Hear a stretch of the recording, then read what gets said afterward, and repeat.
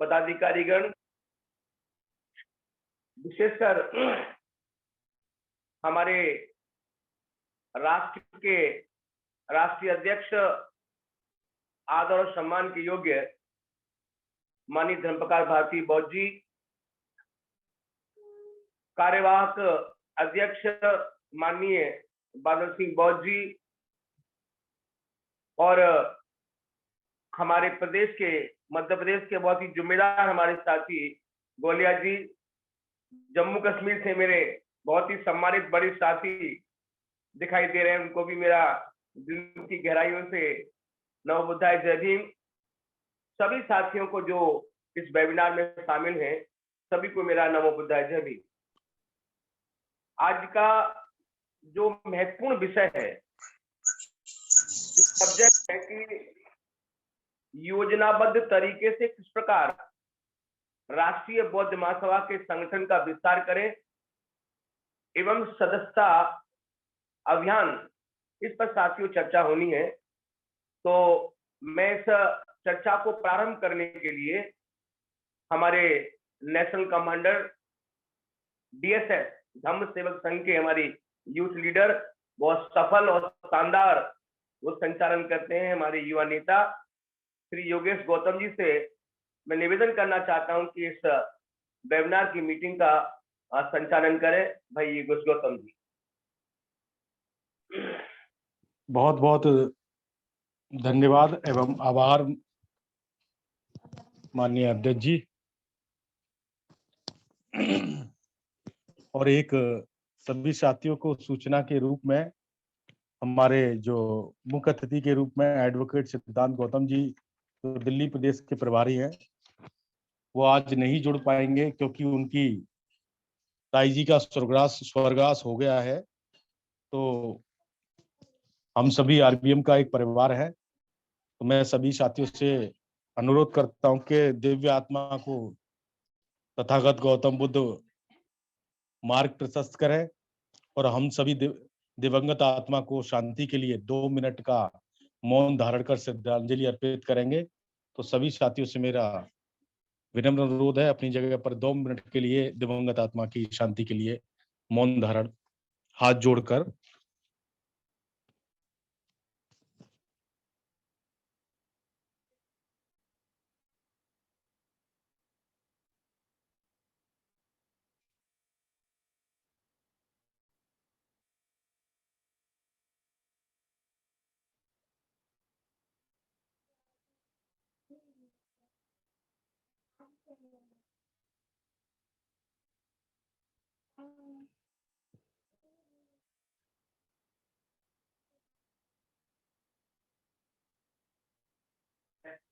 नमो बुद्धाय।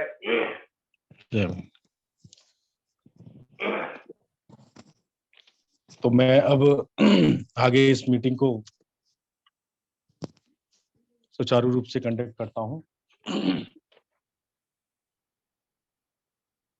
आज के हमारे सबसे पहले वक्तागण के रूप में हमारे हरियाणा के साथी, मैं माननीय हनुमान बौद्ध जी से विनम्र अनुरोध करता हूं कि आप आए और आज इस विषय पर संगठन विस्तार हेतु सदस्यता अभियान हेतु चर्चा करें।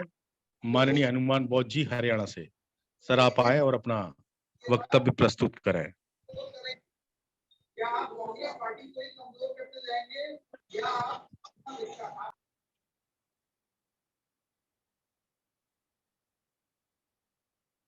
माननीय हनुमान बौद्ध जी हरियाणा से, अगर आप मेरी आवाज सुन रहे हैं, आप आए, अपने माइक को अनम्यूट करें और अपनी बात रखें।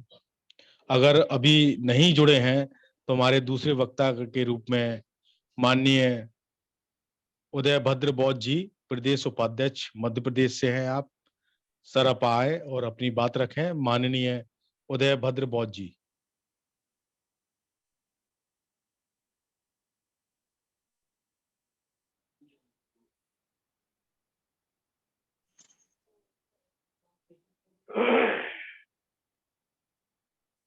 अगर हमारे माननीय विजय भद्र बौद्ध साहब भी नहीं जुड़े हैं, अगर वो जुड़ जाएं तो मैं बाद में बुला लूंगा। हमारे अगले वक्ता के रूप में माननीय जुड़े आदर्श हैं, बोध जी। संचालक जी जुड़े हैं। जी जी जी।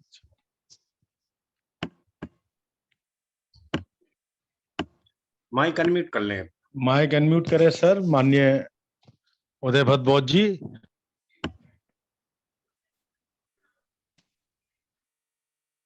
सभी को नवोदय, जय भीम, जय सो। सर्वप्रथम महाकारुण्य भगवत बुद्ध के चरणों में नमन करते हुए, सर आवाज आ रही है? जी सर आवाज आ रही है।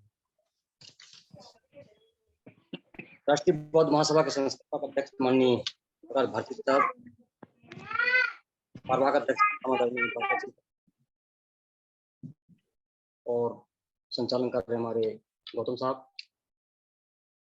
और इस वेबिनार के अध्यक्षता कर रहे परम सम्माननीय माननीय गौरी प्रसाद उपासक साहब, प्रभारी मध्य प्रदेश, और समस्त साथियों को, मैं वेबिनार जुड़े लोगों को सभी को नवोदय, जय भीम, जय सो। जय भीम, नवोदय सभी को। आदेश हुआ कि मुझे आज 2 दिसंबर 2022 को संगठन विस्तार हेतु विशेष परिचर्चा तो मैं अवगत कराना चाहूंगा परम आदरणीय हमारे प्रदेश अध्यक्ष इंजीनियर DP गोले साहब को, क्योंकि उसके पूर्व जब मैं प्रदेश उपाध्यक्ष नहीं था तब से मैं थोड़ा बताना चाहूंगा कि राष्ट्रीय बौद्ध महासभा का पिछले 26 जनवरी 2022 में जबलपुर में जिलाध्यक्ष के रूप में माननीय अमृतलाल बौद्ध साहब को नियुक्त किया गया था, और कुछ पदाधिकारियों का चयन कार्यवाहक के रूप में हमने यहाँ पर किया था, जो 6 महीने बाद उनको कार्यवाहक के रूप से उनकी गतिविधियों को देखते हुए आने वाले समय में फिर मध्य प्रदेश का चुनाव ही हो गया। तो जहाँ तक बात संगठन विस्तार की है, तो इसकी सदस्यता अभियान जो अगस्त माह से विधिवत शुरू हुआ है, तो उसको मैंने जितना प्रयास हुआ उसको यहाँ पर मैंने करवाया, और संगठन यहाँ पूर्व से राष्ट्रीय बौद्ध महासभा के साथ साथ पूर्व में भारतीय बौद्ध महासभा है, जिसके यहाँ पर काफी लोग सदस्य पहले जुड़े हुए हैं। उसके रहते हुए भी हमने यहाँ पर जो प्रयास किया है, खास तौर से इसमें SC और OBC के लोग हमको साथ दे रहे हैं। और मैं थोड़ा सा बात अब आई है, तो राष्ट्रीय बौद्ध महासभा का जबलपुर विस्तार जो जितने गति से होना चाहिए उस गति से नहीं हो पा रहा है। उसका कारण है कि यहाँ पूर्व जो संगठन है और खास तौर से जो महाराष्ट्र के जो हमारे साथी हैं तो उससे पहले जुड़े हुए हैं, तो उसके कारण हमें थोड़ा दिक्कत हो रही है। फिर भी जो हमारे वंचित लोग हैं, मानव कांसीराम के मिशन से जुड़े हुए, बाबा साहब मिशन से जुड़े हुए लोग साथ देने के लिए तैयार हैं। और जब से मुझे नियुक्ति मिली है अगस्त से, तो बरसात का मौसम रह गया, सितंबर तक बरसात हुई है, और लगभग अक्टूबर के माह में जो मौसम मिला थोड़ा से, तो एक हमारा एक प्रोग्राम होता है यहाँ पर, उस प्रोग्राम में लगे होने के कारण एक माह का पूरा घूमा हमारा अक्टूबर का महीना का पूरा समय चला गया लगभग, और नवंबर का टाइम 10 नवंबर के आसपास तक का समय हमारा उसमें चला गया। फिर भी जो समय अभी बीच में मिला मुझे पिछले 2 सप्ताह में, तो मैं कुछ जगहों में अपने सिहोरा और जबलपुर के अंतर्गत जो भी कुछ क्षेत्र है वहाँ जाकर बैठकें ली हैं, और सदस्यता की बात की है, पर उन लोगों ने मुझे समय नहीं दे पाया कि अभी कुछ न कुछ प्रोग्राम रहे उनके पास, तो बोले अलग से आइए तब बैठक हो पाएगी, तब विधिवत लोग चर्चा कर पाएंगे। संगठन विस्तार के लिए हम यहाँ पर चाहते हैं। तो अभी वो पिछले यानी इसी सप्ताह 4 को जो आने वाला, तो उसमें करने का विचार था कि हम जाकर उनके व्यक्तिगत बैठक करेंगे उन क्षेत्रों में। तो मैं थोड़ा ये भी जानकारी दे दूं कि अभी मैं 28 नवंबर को फुटबॉल खिलाड़ी हूँ, तो खेलते समय मैं थोड़ा इंजर्ड हो गया हूँ और प्लास्टर चढ़ गया है, तो मैं लगभग 1 माह के लिए भी अस्वस्थ हो चुका हूँ। और रही बात संगठन विस्तार की, तो मैं निश्चित तौर से जिस पद में हूँ उस पद के हिसाब से अभी फिलहाल 3 माह के बीच में मैं काम नहीं कर पाया हूँ जो करना चाहिए, बरसात के कारण कह दें या तो समय अनुकूल न होने के कारण। तो अभी मैं लगातार सदस्यता के लिए लोगों को प्रेरित कर रहा हूँ, और पदाधिकारियों के चयन के लिए कटनी और सिहोरा और सिवनी कुछ जगहों में बात किया है मैंने, तो वहाँ जाने की आवश्यकता। वो कह रहे हैं आप जब तक आएंगे नहीं तब तक बात नहीं बन पाएगी, क्योंकि कुछ लोग फोन से सुन लेते हैं, सुनने के बाद जिम्मेदारी पर नहीं ले पाते हैं। निश्चित तौर से मेरी बात मैं भी मानता हूँ कि वहाँ बैठक लेने के बाद ही यह काम हो पाएगा। और हमारे और अमृत जी के बीच में कुछ चर्चाएं भी बीच में हुई थी कि हम एक माननीय कार्यवाहक अध्यक्ष महोदय या जो हमारे प्रशिक्षक महोदय हैं, इंजीनियर साहब, उनका एक प्रशिक्षण शिविर लेने का विचार था नवंबर के महीने में, जो नहीं कर पाए अभी। तो आगामी आने वाले समय में एक प्रशिक्षण का शिविर हम कुछ जगहों में जाकर बैठक करेंगे, उन क्षेत्रों में उनके नाम लेंगे जो पदाधिकारी नियुक्त होने के काबिल में हैं, और एक प्रशिक्षण शिविर का आयोजन करने की कोशिश में भी हैं। और बस यही मैं अपनी जो जानकारी अभी फिलहाल है, और थोड़ा ये भी कहना चाहूँगा, हमारे जो जिला के अध्यक्ष पूर्व से माननीय नियुक्त हैं माननीय अमृत लाल बौद्ध जी, उनसे भी हमारे राष्ट्रीय अध्यक्ष महोदय, कार्यवाहक अध्यक्ष महोदय बात करके उनको कुछ जिम्मेदारी क्या होता है कि जब बॉडी प्रदेश की भंग हो जाती है तो भंग होने के बाद उनको माना जाता है कि वो पदाधिकारी तो हैं ऑलरेडी, पर उनकी जिम्मेदारी कहीं ना कहीं उस हिसाब से हट जाती है।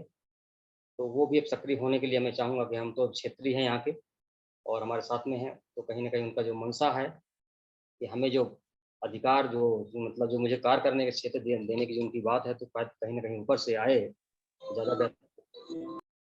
गौलिया साहब से भी निवेदन करूंगा और आदरणीय हमारे कार्यवाहक अध्यक्ष महोदय जी से, प्रभारी महोदय से भी निवेदन करूंगा कि उनको कुछ अमृतलाल जी हमारे बहुत जिम्मेदार साथी हैं वो।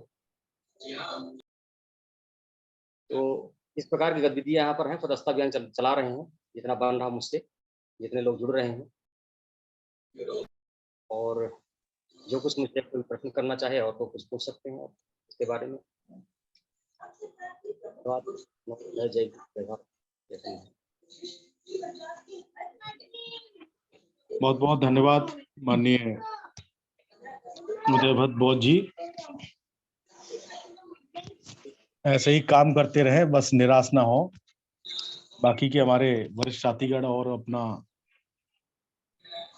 विचार व्यक्त करेंगे। बहुत बहुत धन्यवाद और साधुवाद। जी। अब हमारे वक्तागण के रूप में माननीय आजाद बौद्ध जी, प्रदेश सह संयोजक हरियाणा, मैं सर आपसे अनुरोध करता हूं आप आएं और अपना वक्तव्य रखें। माननीय आजाद बौद्ध जी, प्रदेश सह संयोजक हरियाणा। सभी सम्मानित साथियों को जय भीम, नमो बुद्धाय। जय भीम, नमो बुद्धाय। सर, मैं पिछले कई दिनों से जो है अभी हॉस्पिटलाइज था मैं 10-12 दिन तक, तो फिर भी हम अपना काम जो है बखूबी कर रहे हैं। मेरे साथी लगे हुए हैं जोड़ने में, और सदस्यता अभियान जो है हम अभी चलाएंगे, और जो भी हमें टारगेट दिया जाएगा सदस्यता का वो हम पूरा करेंगे। अब जरूरत जो है उन लोगों की है जो वास्तव में काम करना चाहते हैं। से एक जो और बौद्ध महासभा है उसमें कुछ लोग ज्यादा जुड़े हुए हैं, ये क्योंकि यहाँ के लोकल लोग जो है उसके अनुयायी हैं, अगुवाई हैं। बावजूद इसके हम लोगों ने लगभग एक टीम तैयार कर ली है अपनी, और टीम को लेकर के हम लोग चल रहे हैं। आज भी जो है बहुत ही व्यस्तम समय है, शादियां चल रही हैं, शादियों में बीच में ही प्रोग्राम में ही मैं अपनी गाड़ी में बैठ के ही जो है बात कर रहा हूँ। तो साथियों, जो आदमी ठान लेता है कि मुझे ये करना है, उसको कोई रोक नहीं सकता। और इसका एक बहुत बढ़िया कह लो या गंदा सा उदाहरण है कि जिस आदमी ने ये ठान लिया कि मुझे मरना है, उसको किसी का प्यार, उसके प्रेमी का, उसके भाई का, उसके माँ बाप का रोक नहीं पाता मरने से। तो ऐसे ही यदि हम ठान लेंगे कि हमें जो है अपना काम बखूबी करना है और जो हमारा टारगेट है वो पूरा करना है, तो हमें कोई रोक नहीं पाएगा। जरूरत है इच्छा शक्ति की। और गौरी प्रसाद जी, अगर आप मुझे सुन रहे हो तो मैंने जो है बीच में आपको फोन किया था, मैं दिल्ली में एडमिट था, लेकिन न जाने किन परिस्थितियों में आप जवाब नहीं दे पाए। तो साथियों, मन में विश्वास जगा लो, ये ठान लो कि ये काम हमें ही पूरा करना है, इसको कोई और नहीं आएगा करने के लिए। क्योंकि जो मेरे जैसे सीनियर साथी हैं, वो जब तक जिंदा हैं, हर पल तक जो है अपनी मंजिल तक पहुंचेंगे, और जब तक मंजिल नहीं मिलती तब तक हम मरेंगे नहीं। इसलिए जोर शोर से नौजवानों को साथ लेकर के चलना है। आज सोनीपत जिले में जो शेड्यूल कास्ट के सरपंच नियुक्त हुए हैं, अभी चुने गए हैं, उनमें से आज 6-7 लोगों से आज बात करके आए हैं, उनको बधाई दे के आए हैं और उनसे आग्रह करके आए हैं कि निकट भविष्य में आप हमारे साथ चलेंगे, और हमें जहां हमारी जरूरत होगी हम आपके साथ रहेंगे, जहां आपको जरूरत होगी वहां हम आपके साथ रहेंगे। तो कारवां बढ़ रहा है, बात आगे बढ़ रही है, और जल्दी इसके परिणाम भी आएंगे। तो इन्हीं शब्दों के साथ जो है मैं आप लोगों से रजा चाहूंगा। मेरे साथी जो है हनुमान बोध जी जुड़े होंगे रोहतक से, वो कुछ और प्रकाश डालेंगे इस बात पे। जय भीम, नमो बुद्धाय। जय भीम, नमो बुद्धाय। बहुत बहुत धन्यवाद माननीय आजाद बोध जी, व्यस्ततम समय से आपने समय निकाला, आपका बहुत बहुत साधुवाद। अब हमारे अन्य साथी माननीय हनुमान बोध जी हरियाणा से जुड़े हैं, तो आप आए और अपनी बात रखें। माननीय हनुमान बोध जी, सर जुड़े हैं क्या? माननीय कारवा अध्यक्ष जी जुड़े हैं क्या? ये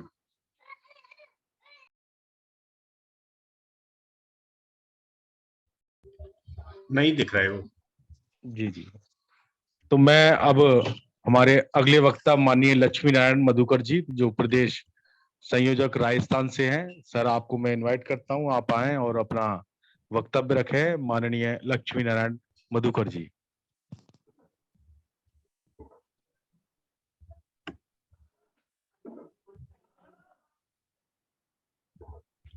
माइक सर, अनम्यूट कर आपने ले सर। माइक को अनम्यूट करें सर। टैप कर रहे हैं अपने माइक को।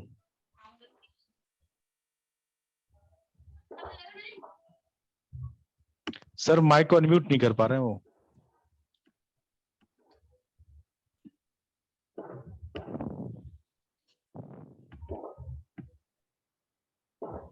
माइक को दबाइए सर। सर आप अपने माइक को टैप करें माननीय।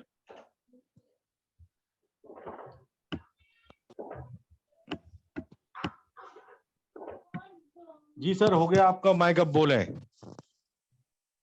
आप अपनी ये ईयरफोन को निकाल दें, जो आपने ईयरफोन लगा रखा है उसको निकाल के बात करें जरा।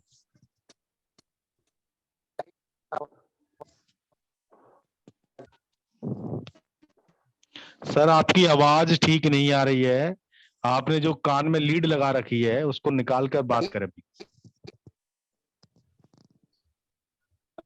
फोन से हटा दें। निकाल दें इसको, टोटल निकाल दें, फोन से भी निकाल सर दें, ऐसे फोन भी से ही हटा दो, आप ऐसे ही बोलो। फोन से भी निकाल दें।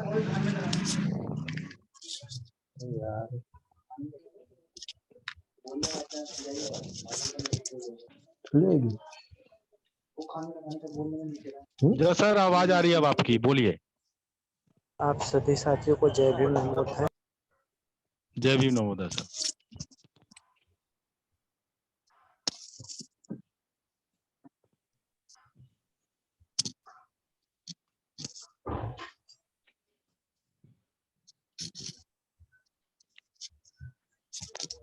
बोलिए सर, बोलिए।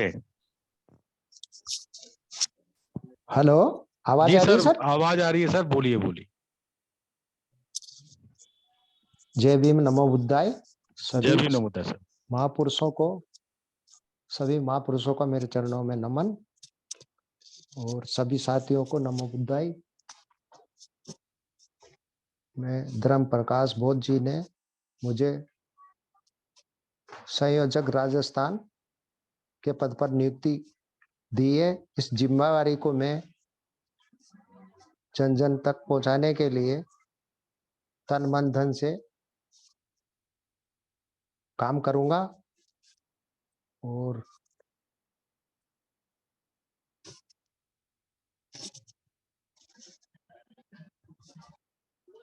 बौद्ध धर्म को लोगों तक पहुंचाने का काम करूंगा और राजस्थान में एक चेन बनाते हुए सभी डिस्ट्रिक्ट वाइज, तहसील वाइज सब कार्यकर्ताओं को नियुक्त करके उनसे एक के बाद एक को जोड़कर बौद्ध महासभा को जन जन तक बुद्ध के विचारों को जन जन तक पहुंचाने के लिए मैं काम करूंगा और ईमानदारी पूरा अनुशासन में रहकर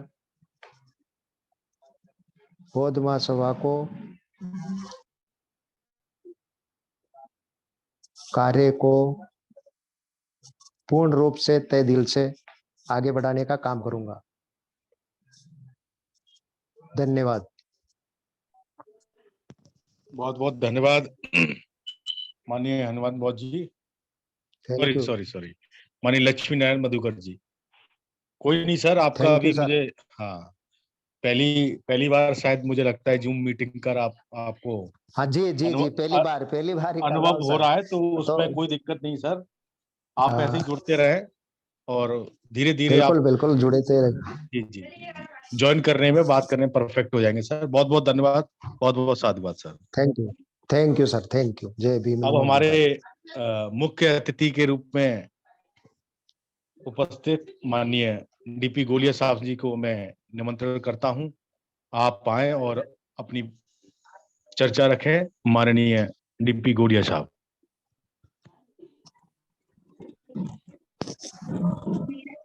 हेलो, आवाज आ रही है? जी सर। ओके।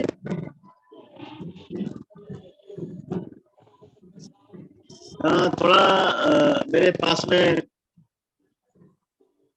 वायुमंडल में प्रदूषण हो रहा है, शादी की बात निकल रही है। मैं 2 मिनट का समय लूंगा, बात में जारी रखूंगा। जी सर। आदरणीय संचालक जी, नेशनल कमांडर महोदय योगेश गौतम साहब, जी आज सर। के इस वेबिनार में जुड़े सभी विद्वान साथियों के साथ हमारे राष्ट्रीय अध्यक्ष माननीय धर्म प्रधान भारती जी, कार्यवाहक अध्यक्ष बादल सिंह जी। सर आपके साउंड में कंपन हो रही है। हाँ? आपका साउंड क्लियर नहीं है, कंपन हो रही है उसमें। हाँ, कंपन क्या, एक्चुअली वहाँ यहाँ बाजे बज रहे हैं, वाइब्रेशन हो रही है उसमें। हाँ, बाजे बज रहे हैं। नहीं सर, आपकी बोलने पे अलग अलग साउंड आ रहे हैं आपके साथ में वॉइस के। लीड वीड लगा रखी है, क्या है, कुछ है? अच्छा, कभी ऐसा नहीं होता है। Okay sir. हेलो। जी सर। हेलो, जी सर। आवाज आ रही सही? नहीं, आवाज नहीं आ रही सही, वो थोड़ी कट रही है आपकी। कुछ वाइब्रेट कर रहा है सर। हेलो। जी सर। आपने माइक अपने उसको हाथ में ले लें एक बार जरा, मोबाइल को।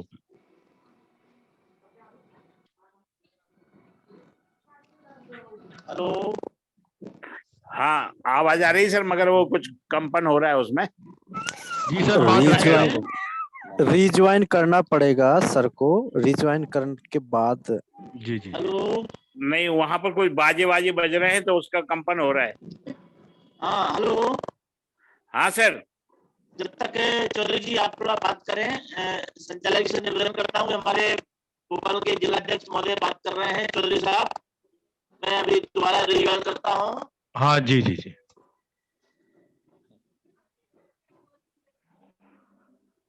सभी साथियों को नमो बुद्धाय, जय भीम। जय भीम सर।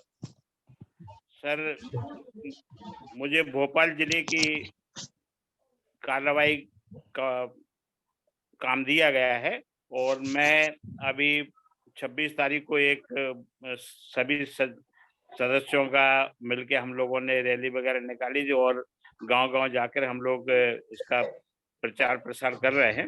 अपना नाम बता के पर्चे दे दें सर एक बार। सर मैं टीएस चौधरी हूँ और भोपाल से बोल रहा हूँ सर, जिला जी सर। का अध्यक्ष हूँ। राष्ट्रीय बौद्ध महासभा में मुझे जिला अध्यक्ष का पद दिया गया है सर। जी सर, बात रखें अपनी। सर हम लोग लगातार संपर्क में है लोगों के और सदस्यता अभियान के संबंध में जानकारी दे रहे हैं और प्रयास कर रहे हैं कि अधिक से अधिक संख्या में लोग हमारे साथ में जुड़ सकें।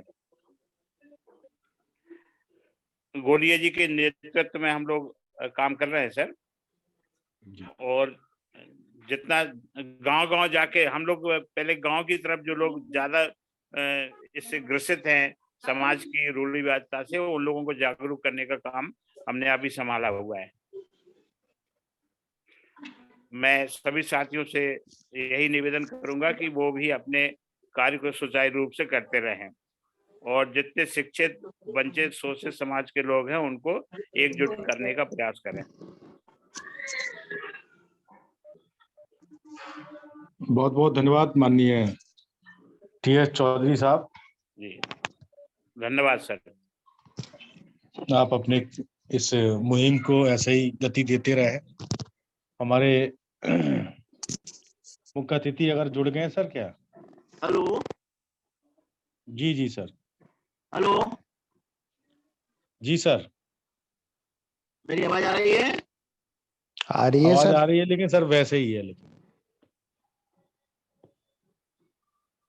कोई नहीं सर, आप अपनी बात रखें, हो सकता है थोड़ी देर में ठीक हो जाए। हाँ मैं बात करने का प्रयास करता हूँ, सिस्टम में कोई गड़बड़ है।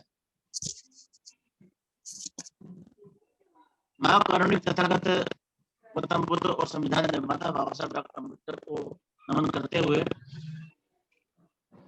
राष्ट्रीय बौद्ध महासभा के संस्थापक अध्यक्ष आदरणीय धर्मपाल भारती जी, हमारे 4 राज्यों के प्रभारी माननीय गौरी प्रसाद जी उपासक साहब और वेबिनार में जुड़े सभी समस्त बुद्धिमान साथियों को मैं नमन करता हूं। 2 दिसंबर 2022 को मध्य प्रदेश का जो संगठन विस्तार की चर्चा हो रही है, इसमें मेरा ये निवेदन है कि भगवान बाबा साहब डॉक्टर अम्बेडकर का सपनों का भारत कब बनेगा, भारत देश और विश्व बौद्ध में कैसे हो सकता है, इस विषय पर मैं अपनी बात रखना चाहता हूं। बस इसका अच्छा जवाब ये है कि आपको अपने आप से पूछना है कि मैंने बुद्ध बाबा साहब की शिक्षाओं को संपूर्ण अंगीकार कर लिया है और दूसरों को बताने का प्रयास कर रहा हूं। यदि हाँ तो निश्चित रूप से ऐसा होगा और यदि नहीं तो नहीं होगा। एक बार बाबा साहब को पढ़ लो, समझ लो, उनकी शिक्षाओं को अंगीकार कर लो, आपकी आने वाली पीढ़ियों का उद्धार हो जाएगा। सिर्फ एक दूसरे की बुराई करने, टांग खींचने और पद पैसा घमंड का पाल रखेंगे तो कुछ नहीं होने वाला है। बाबा साहब का मिशन कितना आगे जाएगा ये आपके ज्ञान और त्याग पर निर्भर करता है। दूसरा प्रश्न है, बाबा साहब सपनों का भारत और विश्व बौद्ध में कैसे हो सकता है? ये केवल संस्कृति ही एक सहज और सुलभ माध्यम है। बिना नियमित क्लास का कल्चर संस्कृति नहीं बन सकता है, न सुधर सकता है, न बदल सकता है। ज्ञान विज्ञान और व्यक्तिगत गुण है, जबकि संस्कृति सामूहिक गुण है। सामूहिक जीवन जीने के लिए सभी को विशेष ज्ञान की जरूरत नहीं है, बल्कि सामाजिकता के साथ और सहयोग की जरूरत है। साथ में अभ्यास की जरूरत है, अभ्यास करने के लिए क्लास की जरूरत है। जैसे देश और विश्व के मुस्लिम भाई एक ही दिन शुक्रवार को ही मिलते हैं, ईसाई भाई रविवार को ही मिलते हैं, उसी प्रकार भारत देश और विश्व के बुद्धिस्ट भाई बहन बुधवार को ही मिलना चाहिए। थोड़ी देर के लिए कल्पना करें कि अगर कश्मीर से कन्याकुमारी और अमेरिका से ऑस्ट्रेलिया तक संपूर्ण देश और विश्व के बुधवार को ही बुद्धिस्ट भाई बहन अपने को गांव में सामूहिक बुद्ध वंदना करें, तो भारत देश और विश्व में कैसा सौहार्दपूर्ण वातावरण विकसित हो सकता है। लेकिन अभ्यास करना होगा। भारत जान लेने और मान लेने से भी कुछ विकास होने वाला नहीं है। कमाना, खाना, सोना, बच्चे पैदा करना काम तो कुत्ते, बिल्ली, जानवर भी करते हैं। तो जानवर और इंसान में क्या अंतर हो? इंसान वही है जिसके पास स्वाभिमान है। तो स्वाभिमान समाज में ये संगति से ही पैदा हो सकता है। मित्रों, बिना संगठन के मानव जीवन अधूरा है। जो व्यक्ति संगठित नहीं रहता है उसकी कोई समाज में कीमत नहीं होती है। जिस प्रकार से एक फल की दुकान पर अंगूर का गुच्छा जिसकी कीमत ज्यादा होती है और बिखरे हुए अंगूरों की कीमत कम होती है, ठीक उसी प्रकार एक कहानी आप लोगों ने सुनी होगी। एक आदमी था जो हमेशा अपने संगठन में सक्रिय रहता था, उसको सभी जानते थे, बड़ा मान सम्मान मिलता था। अचानक किसी कारण वह निष्क्रिय रहने लगा, मिलना जुलना बंद कर दिया और संगठन से दूर हो गया। मेरी आवाज आ रही है? जी सर, आ रही है। और धन्यवाद, साधुवाद। कुछ सप्ताह पश्चात एक बहुत ही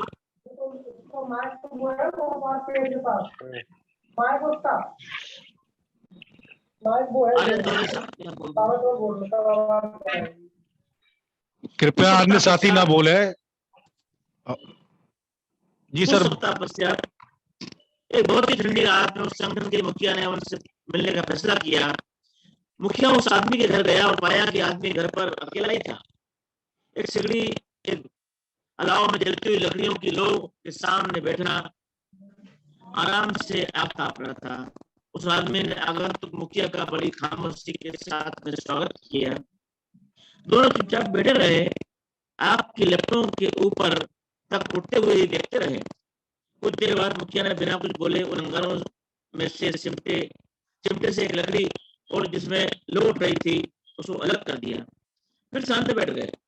मेजबान हर चीज ध्यान से देख रहा था। लंबे समय से अकेला होने के कारण मन ही मन आनंदित भी हो रहा था कि आज अपने संगठन के मुखिया के साथ में है।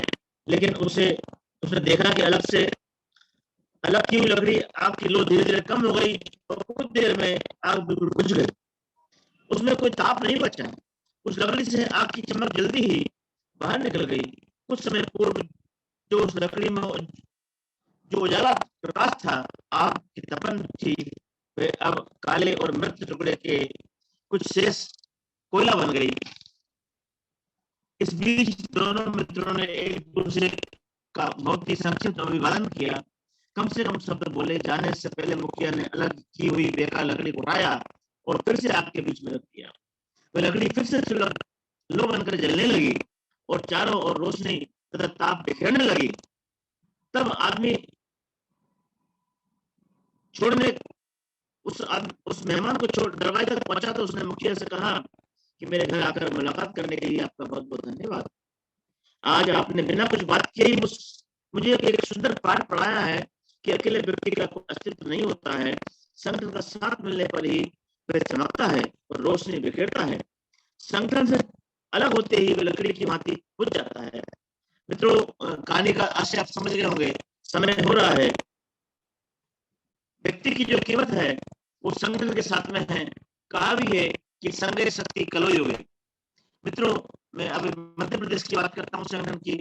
मैं 5 अगस्त 2022 से संगठन से मुझे ये प्रांतीय अध्यक्ष की जवाबदारी मिली है।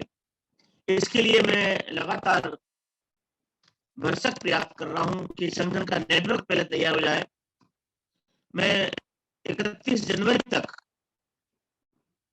ये प्रयास कर रहा हूं कि मध्य प्रदेश के सभी संभागों का मैं एक संगठन खड़ा कर दूं। मुझे बिल्कुल खाली मैदान मिला हुआ था मध्य प्रदेश का। अभी 5 अगस्त के बाद से हमने पहले नंबर पर भोपाल संभाग, दूसरे नंबर पे हमने इंदौर संभाग का दौरा किया। इंदौर संभाग में केवल अभी एक जिले का ही गठन हुआ हो पाया है। इसके बाद एक दौरा हमारा होशंगाबाद संभाग में हुआ। इसके बाद ग्वालियर संभाग का गठन पूरा हो चुका है। वहाँ बहुत ही सक्रिय साथियों का मुझे सानिध्य मिला। आदरणीय गौरी प्रसाद जी उपासक साहब ने मुझे लगातार 3-4 दिन का उनका सहयोग मिला। तो हम लोग लगातार उस संगठन को हमने जो है वहाँ पर निर्माण किया। और अभी मेरी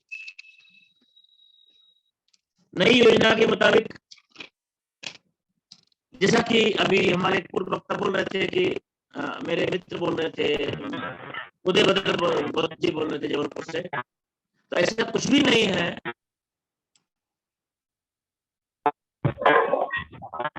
समानांतर संगठन भी काम करें तो कोई दिक्कत नहीं है। मैं भी इसके लिए बन जाता हूँ। मान लीजिए कि किसी शहर में एक डॉक्टर की बजाय 2 डॉक्टर यदि उत्पन्न हो जाते हैं, 2 डॉक्टर वहां पदस्थ हो जाते हैं, तो छात्रों को आराम भी मिलेगा। ठीक उसी प्रकार से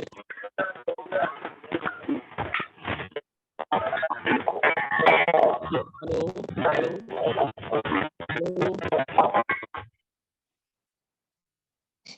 हेलो हेलो, आवाज आ रही है?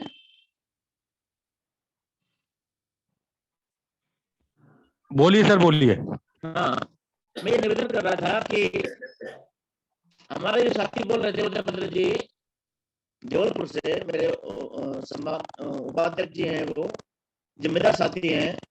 और वहां पर हमारे पिछले के साथियों के 2-3 बहुत भी आ रहे हैं और वहाँ एक अच्छा संगठन काम कर रहा है। एक और दूसरा संगठन भी वहाँ काम कर रहा है। लेकिन हमने देखा है कि उनके साथ साथ हम राष्ट्रीय बौद्ध महासभा का भी काम हमारा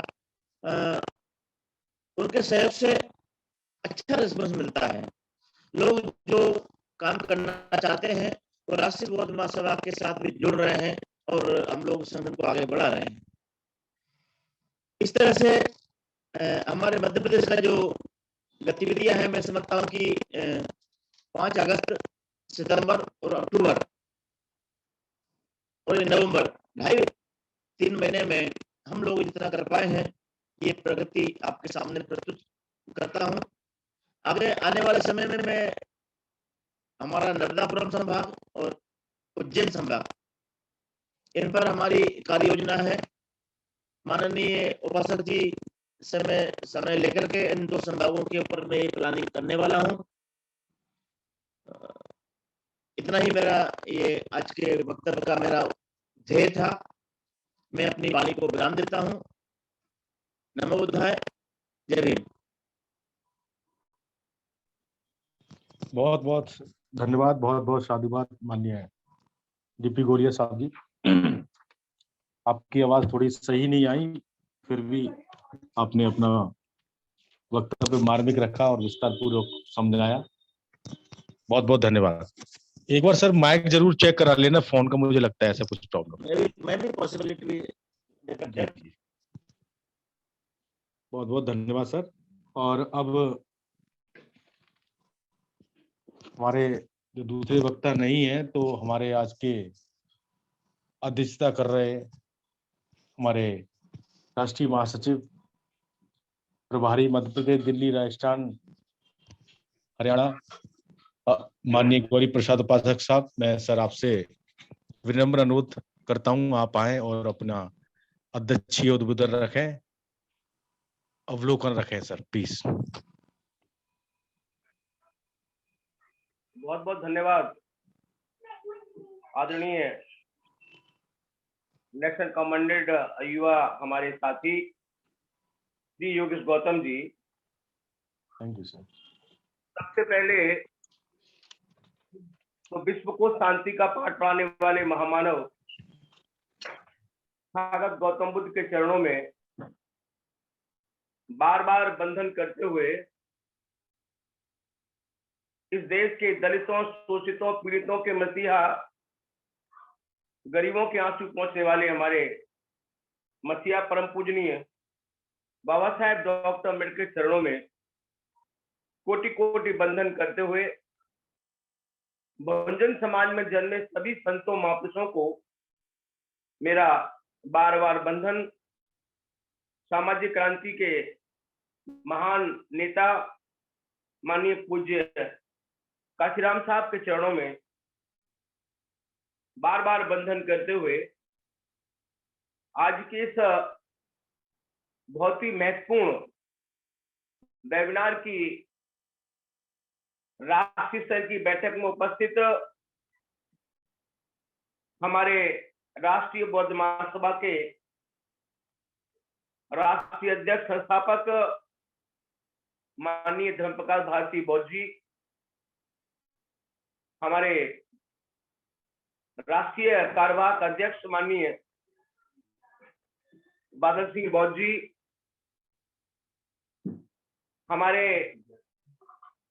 प्रदेश के बहुत ही सम्मानित हमारे साथी प्रदेश के डीपी गोलिया जी,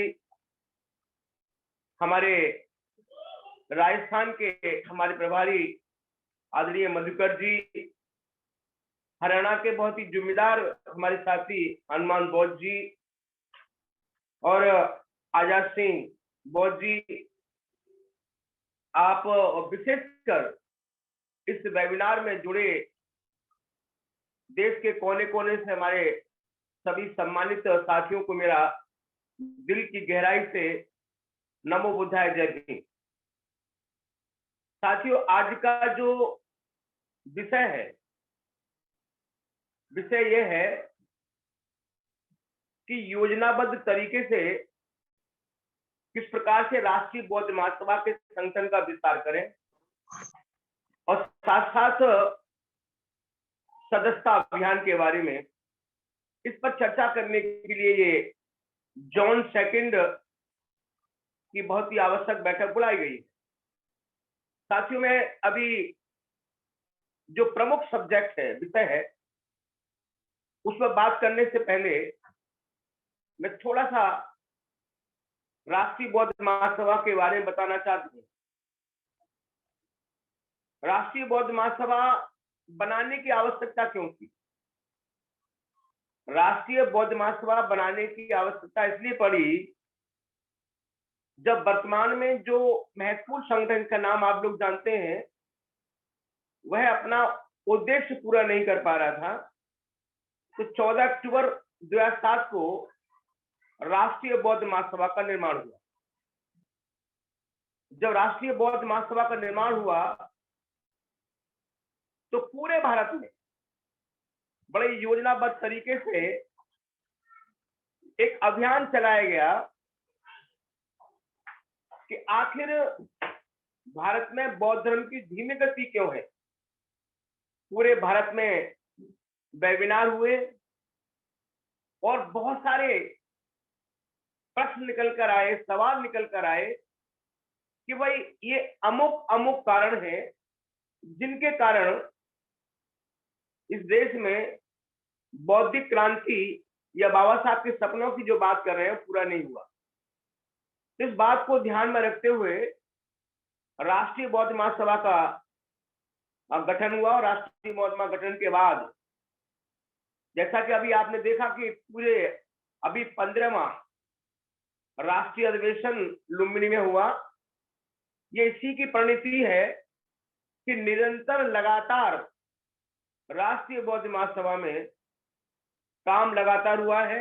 यद्यपि पूरे विश्व में एक नेचुरल कैलामिटी आई, एक आपदा आई, उस आपदा में भी मैंने देखा कि वेबिनार के माध्यम से निरंतर कार्यक्रम राष्ट्रीय बौद्ध महासभा के चलते रहे। अब प्रश्न सीधा यह है कि आखिर राष्ट्रीय बौद्ध महासभा का विस्तार कैसे हो, ये सब्जेक्ट है। इस सब्जेक्ट पर बताने से पहले हमें जो जिम्मेदार हमारे साथी हैं, हमें योजनाबद्ध तरीके से हर प्रदेश में प्रदेश की कमेटी बनानी होगी और कमेटी में आप लोग जानते हैं कि इसमें अध्यक्ष, उपाध्यक्ष, महासचिव, संगठन सचिव और कार्यरत सचिव और कोषाध्यक्ष, ये संगठन के जो ढांचा है उसके पदाधिकारी हैं। उन पदाधिकारियों को पता होना चाहिए, या उन पदाधिकारियों को हम लोग कैडर दें या प्रशिक्षण दें कि आखिर उनको करना क्या है। करना यह है, पहला राष्ट्रीय बौद्ध महासभा का जो उद्देश्य होना चाहिए वो उद्देश्य है कि भारत में बौद्ध धर्म की जो गति है उस गति को बढ़ाना है। गति का मतलब ये नहीं कि पूरे भारत को हमें सबको दीक्षित करना है, ये दीक्षित करने का काम हमारा नहीं है। हाँ, भारत में बौद्ध धर्म का प्रचार प्रसार होगा, बौद्ध धर्म के बारे में लोग जानेंगे तो अपने आप ऑटोमेटिक दीक्षित होंगे। क्योंकि अभी हमने देखा है कि दीक्षा के नाम पर राजनीतिक जो घटनाक्रम हो रहे हैं, 22 प्रतिज्ञा पढ़ रहे हैं, तो खुलेआम इस प्रकार के जो दीक्षा लेने का जो अभियान चल रहा है, तो मैं समझता हूँ ये कहीं ना कहीं राजनीति से कहीं जुड़ा हुआ है। आपने देखा हुआ कि यदि कोई ईसाई हिंदू धर्म से ईसाई बनता है तो इस प्रकार का कोई प्रचार नहीं होता है, या सिख धर्म से हिंदू से सिख बनता है तो कोई प्रचार नहीं होता है, या हिंदू से जैन बनता है तो प्रचार नहीं होता है। तो इस प्रकार का ये सोच सरावा करना कि आज हम लाखों की मात्रा में दीक्षित होंगे, ये सब अच्छी बात नहीं है। सबसे पहले दीक्षित होने से पहले हमें बुद्ध की गाथाएं क्या है, बुद्ध चाहते क्या थे, बाबा साहब की मानसिकता क्या थी, इसको बताने की हमें आवश्यकता है। तो साथियों, राष्ट्रीय बौद्ध महासभा का पहला जो हमारा उद्देश्य है वो उद्देश्य है कि हमें तथागत की विचार है या उनकी गाथाएं, उनके बारे में लोगों को बताना है, और ये बताने की कोशिश करनी है, ये उनको कन्विंस करना है, संतुष्ट करना है कि भाई केवल और केवल हमारा भला या भोजन का भला जो होगा बुद्ध के रास्ते पर चल के ही हो सकता है, और कोई नहीं हो सकता है। जब वो बात उनके समझ में आएगी तो शायद 100% वो हमारी बात को या धर्म के कारवां को आगे बढ़ाने में काम करें। लेकिन प्रॉब्लम कहाँ आ रही है, चिंतन करना पड़ेगा। प्रॉब्लम ये है, हमारे पास, मैं बिल्कुल ईमानदारी के साथ बात करूं, हमारे पास शानदार जो वक्ता होने चाहिए, जो अच्छे प्रचारक होने चाहिए, जो दमदार अपनी बात को कहने वाले प्रभावशाली लोग होने चाहिए, उसकी बहुत बड़ी कमी है।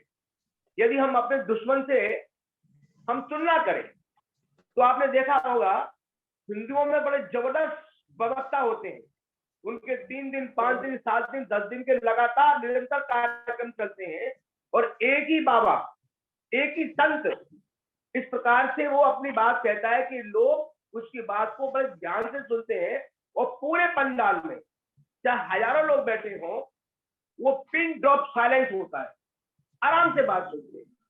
लेकिन हमारे यहाँ भी इस प्रकार से कोई, मैं नहीं समझता, मैं तमाम आदमी भंतों से मिला हूं, पूज्य भंतों से मेरी बात हुई है, मुझे लगता नहीं कि इस प्रकार से कोई कार्यक्रम हमारे देश में चल रहा है। तो मैं निवेदन करना चाहता हूँ कि हमें बहुत ज्यादा प्रशिक्षित शिक्षित होने की जरूरत है इन धर्म के बारे में समझाने में। एक तो ये, दूसरा अभी मैं गोलिया साहब के साथ मध्य प्रदेश में, अभी मैं मुरैना, ग्वालियर, दतिया, ग्वालियर में 2 मीटिंग हुई, उसमें जाने का मुझे मौका मिला। मुझे ये लगा इस राष्ट्रीय बौद्ध महासभा में जो साथी काम कर रहे हैं, सबसे ज्यादा जिसकी आयु 60 साल है, 65 साल है, 70 साल है, 72 साल है, 75 साल के लोग, वो लोग काम कर रहे हैं।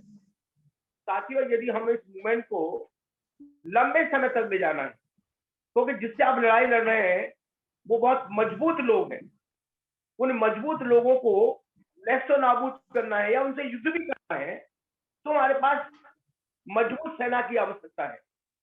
और मजबूत सेना कौन सी होगी? युवा सेना होगी।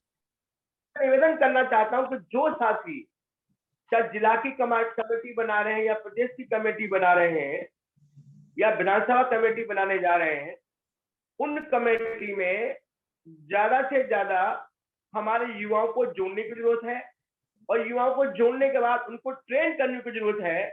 ये बताने की आवश्यकता है कि परम पूज्य बाबा साहब डॉक्टर अम्बेडकर ने आखिर बुद्ध के धर्म को क्यों स्वीकार किया है, इससे क्या हमारा फायदा है, समाज का, देश का क्या लाभ होने वाला है, ये बात उनके दिमाग में बिठानी है। तो साथियों ये बात तभी हमारी आगे बढ़ेगी। तो मैं चाहता हूं कि हमारे युवाओं की भागीदारी सबसे ज्यादा हमारी होनी चाहिए। साथ साथ अभी देखा है कि लुम्बिनी में हमारे कुछ सहयोगी ऑर्गेनाइजेशन बने हैं, को ऑर्गेनाइजेशन। उन को ऑर्गेनाइजेशन के साथ भी राष्ट्रीय बौद्ध महासभा का निरंतर तालमेल होना बहुत आवश्यक है, कोऑर्डिनेशन होना आवश्यक है कि सामाजिक न्याय परिषद क्या काम कर रही है, डीएसएस क्या काम कर रहा है, या जो प्रशिक्षण दे रहे हैं हमारे पासक पासिकाएं जो बनते काम नहीं कर रहे हैं, या वो घंटों की संख्या कम है क्या काम कर रहे हैं, आदि आदि। तो ये सारे हमारे ऑर्गेनाइजेशन एक दूसरे के साथ हमारा तालमेल होना बहुत आवश्यक है।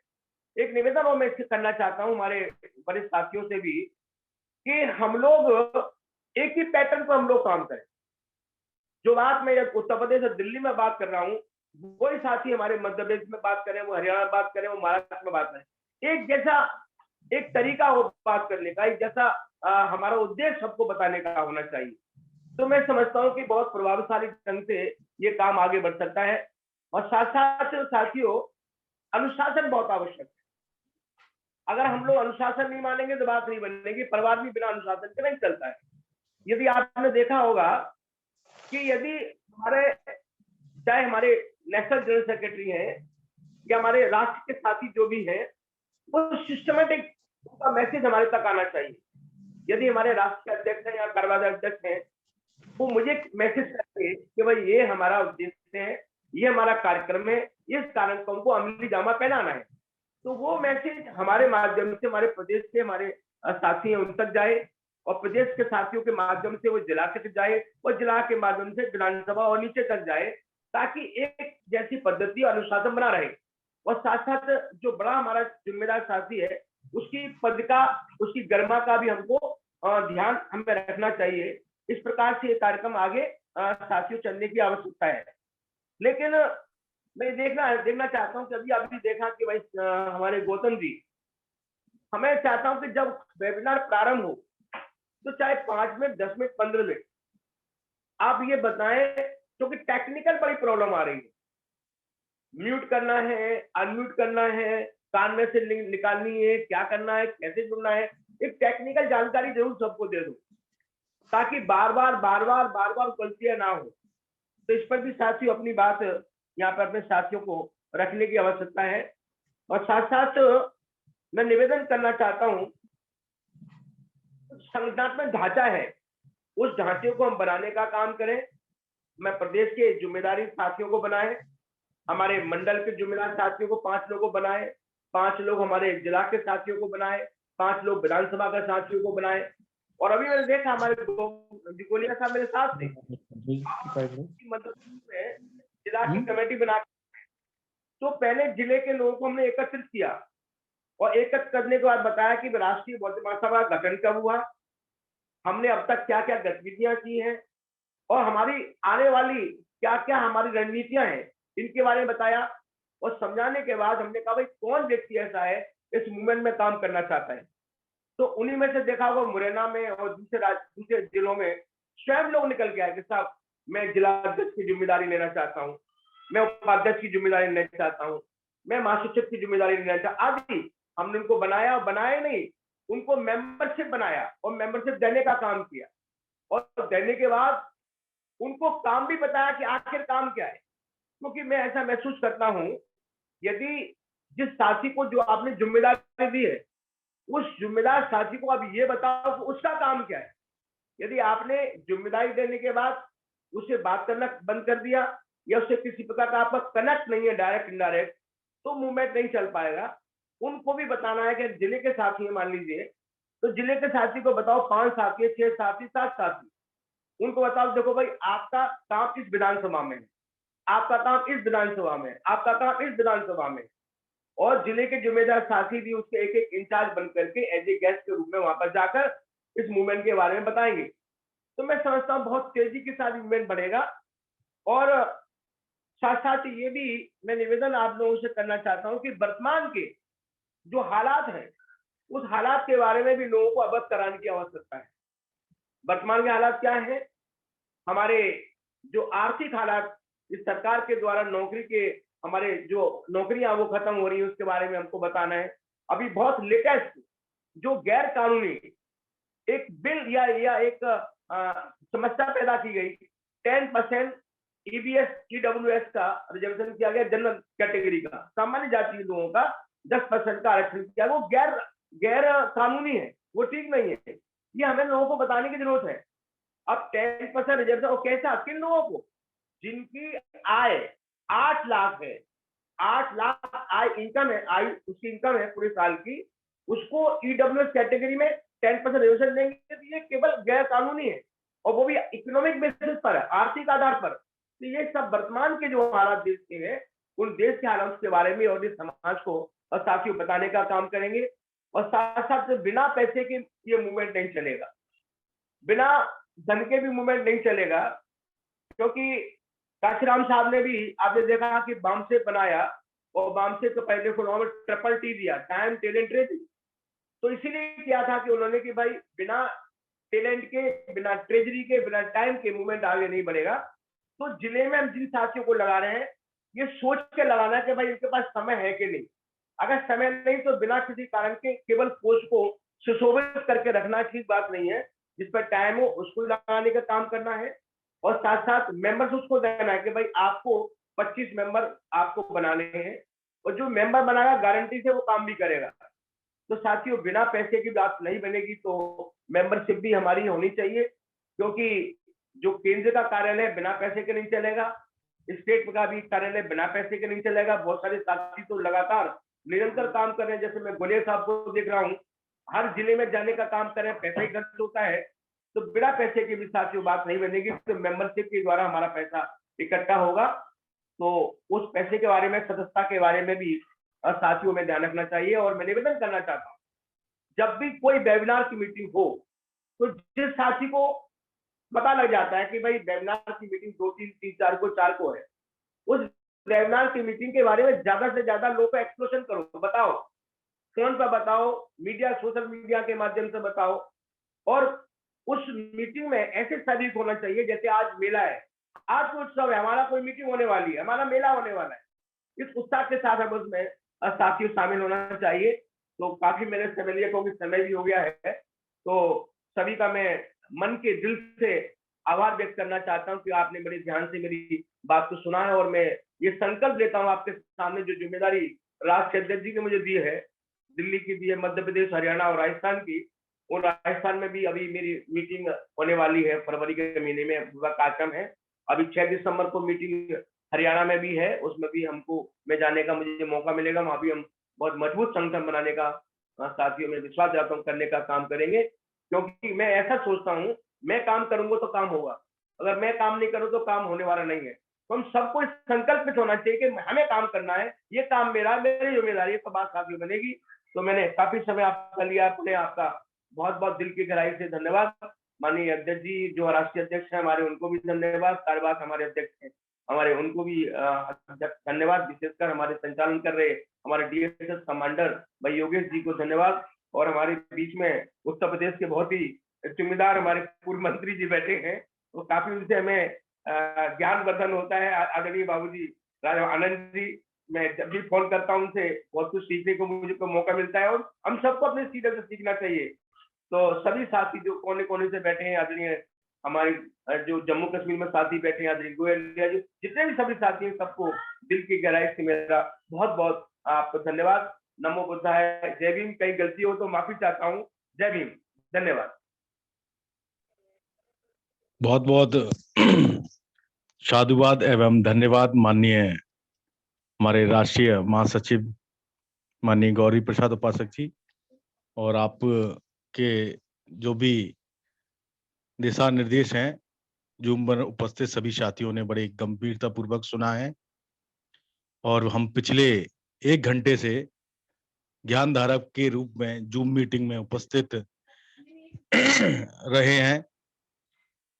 आपका भी मैं पुनः आभार व्यक्त करता हूं, और ऐसे प्रतिभा संपन्न अतिथियों एवं वक्ताओं को आमंत्रित करके जिन्होंने हमें अवसर प्रदान किया है, अक्सर अवसर प्रदान करते रहते हैं हमारे संस्था के संस्थापक अध्यक्ष माननीय धर्म प्रकाश भारती साहब व हमारे राष्ट्रीय कार्यवाहक अध्यक्ष माननीय बादल सिंह बौद्ध साहब का भी मैं आभार व्यक्त करता हूं और मैं माननीय कार्यवाहक अध्यक्ष जी से अनुरोध करता हूं कि वह आप आए और आप आज इस ऑनलाइन जूम मीटिंग में अवलोकन हेतु अपने विचार प्रस्तुत करें। माननीय बादल सिंह बौद्ध जी।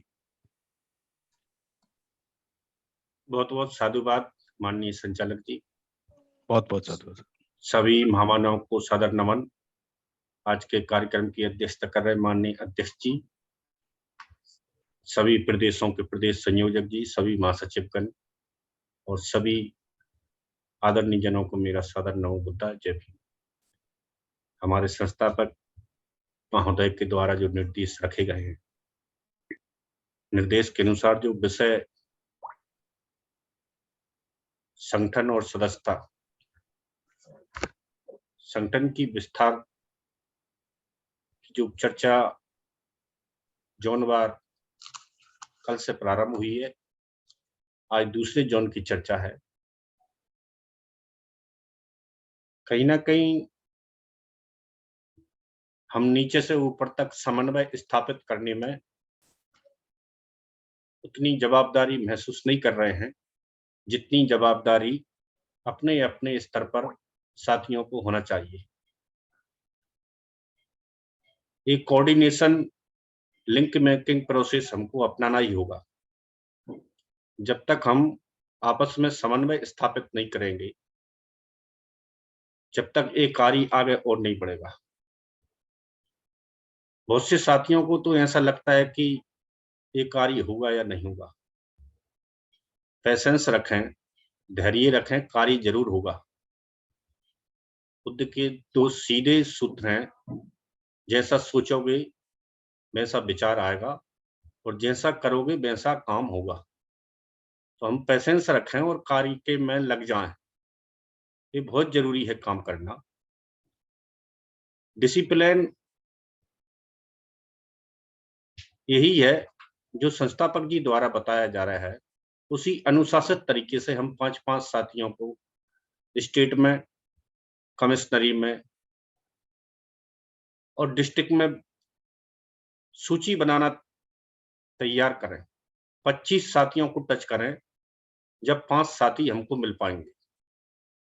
अब यहाँ थोड़ी सी क्या कमी होती है, कहीं ना कहीं हमारी या समाज की कार्य करने की मानसिकता में लूप होल्स, लघु छिद्र होते हैं। वो हम एक कहावत करते हैं कि हाथ में चलनी लेकर हम पूरे संसार में फिर जाएं कि मुझे अभी तक कोई ऐसा जलाशय नहीं मिला जो इस पात्र को भर दे। जब हम चलनी हाथ में लेकर चलेंगे तो फिर जलाशय में ऐसी ताकत या कोई पानी नहीं है कि वो चलनी को भर दे। जितना पानी डालोगे उतना निकलेगा। हम 1-2 साथियों को टच करते हैं और हताश हो जाते हैं कि यार वो सदस्य नहीं मिलेंगे, नहीं हो पाएगा। 25 साथी को जब हम तलाश करेंगे, जब 5 साथी हमको जिम्मेदारी महसूस करने वाले मिलेंगे और जिन्होंने एक बार जिम्मेदारी महसूस कर ली तो फिर उन लोगों में डिवोशन, त्याग की भावना पैदा होगी और त्याग की भावना के साथ ये सफल आंदोलन, पवित्र आंदोलन में वो लोग भाग लेंगे। यहाँ ना किसी से बैर है, न किसी का अपमान है, न किसी का सम्मान है। हम महापुरुषों के कार्यों को करने के लिए, अगली पीढ़ी को कुछ न कुछ देने के लिए, अगली पीढ़ी हमसे ये न कहे कि अपने समय का आपने क्या। अपने अपने समय का सभी महापुरुष हमारे सामने कार्य करके गए हैं, उसके परिणाम हमारे सामने है। महापुरुषों के आंदोलन की ये तीसरी पीढ़ी जो आज चल रही है वो है। पहली पीढ़ी में अल्प शिक्षित जो साथी हुए थे वो 4th और 3rd क्लास के एम्प्लॉय बने थे। उनके बाद उन्होंने अपने बच्चों को अच्छी बेहतर शिक्षा दी। इससे दूसरी पीढ़ी 2nd और 1st रैंक के अधिकारी बने आज सेकंड और फर्स्ट रैंक के एम्प्लॉयज या कर्मचारी या अपने आप को जो ध्वज वाहक समाज के समझते हैं, वह वैसा काम नहीं कर रहे जैसा मान्यवर साहब चाहते थे, जैसा ज्योतिबा राव फुले साहब चाहते थे, जैसा बाबा साहब चाहते थे। वो काम करने की जवाबदारी अब हमारे ऊपर है। मान्यवर साहब के कार्यों की पूरी सूची और पूरे तौर तरीके अभी समाज में विद्यमान रूप से महसूस किए जाते हैं और लोगों के दिलों की धड़कन बने हुए हैं। उन कार्यों के अनुसार हमें समाज में निकर कर इन कार्यों को पूरा करना है। और जैसा माननीय संस्थापक जी द्वारा कहा गया है कि 5-5 साथी आप बनाइए, 5-5 साथी एक बार प्रत्येक प्रदेश में बन जाएंगे। जैसे मध्य प्रदेश में हमारे 52 जिले हैं, अब 52 जिले में हमारे 5-5 साथी बनेंगे तो कितने साथी हो जाएंगे। अब इतने साथी एक साथ कार्य करेंगे तो जूम में हमारी संख्या कितनी होगी। एक जिले से 5-5 साथी अगर जुड़ गए तो एक संख्या दिखेगी हमारी जूम पर भी। वो संख्या हम नहीं दिखा पा रहे। जब तक हम वो संख्या मध्य प्रदेश से इतने साथी 50 × 5, दिल्ली से कितने 14 डिस्ट्रिक्ट हैं, 14 × 5 इतने साथी, राजस्थान से कितने 30-32 डिस्ट्रिक्ट हैं, इतने साथी, हरियाणा के भी इतने संगठन इतने साथी। जब जोन की मीटिंग होगी तो इतने चारों राज्यों के डिस्ट्रिक्ट के × 5 करके जो साथी होंगे तो हमारी संख्या लगभग 400-500 पे पहुंचेगी। और 400-500 साथी जब इस बात को सुनेंगे तो 100 साथी बड़े आसानी से हमको कार्य करने वाले 500 में से निकल जाएंगे। हम लंबे समय से पार्लियामेंट्री बोर्ड 100 साथियों का चाह रहे हैं। जो 100 साथी कैसे हों, त्याग की भावना वाले हों, जिम्मेदारी को महसूस करने वाले हों, अनुशासित हों, समयबद्ध और समय की कीमत समझें, पंचुअल हों, धैर्यवान हों और समन्वय स्थापित कर कार्य करने वाले हों। ऐसे साथी अवश्य जुड़ेंगे।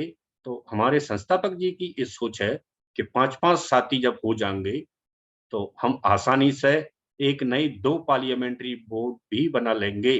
एक पार्लियामेंट्री बोर्ड वर्किंग होगा और एक पार्लियामेंट्री बोर्ड को हम रिजर्व में रखेंगे, जिससे हम और भी काम ले सकते हैं। ये मेरा आप सबसे निवेदन है, जो आप सब भी जानते हैं, मैं भी जानता हूं। मेरे पास कोई और अलग से आपको बताने लायक सामर्थ्य नहीं है। जो हमारे संस्थापक जी के नियम है, जो उन्होंने रूल्स बनाए हैं, वही रूल्स हम सबके लिए आदरणीय है।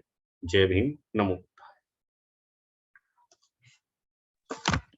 बहुत बहुत धन्यवाद एवं साधुवाद माननीय कार्यवाहक अध्यक्ष महोदय जी। और मैं जूम पर उपस्थित सभी श्रोतागणों का आभार व्यक्त करता हूं कि वह लगभग 1-1.25 घंटे तक अभी भी बने हुए हैं। मैं सभी का तहे दिल से आभार व्यक्त करता हूं। माननीय कार्यवाहक अध्यक्ष जी, अनुमति हो तो मैं समापन की ओर जाऊं। राष्ट्रीय अध्यक्ष जी हो तो कृपया उनको भी 2 मिनट दे करके उनका भी समय देने। राष्ट्रीय अध्यक्ष जी हो तो उनको भी आज राष्ट्रीय निवेदन अध्यक्ष जी दिख नहीं रहे मेरे को। अच्छा। माननीय कार्यवाहक अध्यक्ष जी, आप ज्यादा बताएंगे शायद। अनम्यूट है माइक आपका, अनम्यूट है सर। साहब साहब नहीं दिख रहे। हाँ, मुझे दिखे नहीं तो इसलिए मैंने। जी। अब समय हो गया है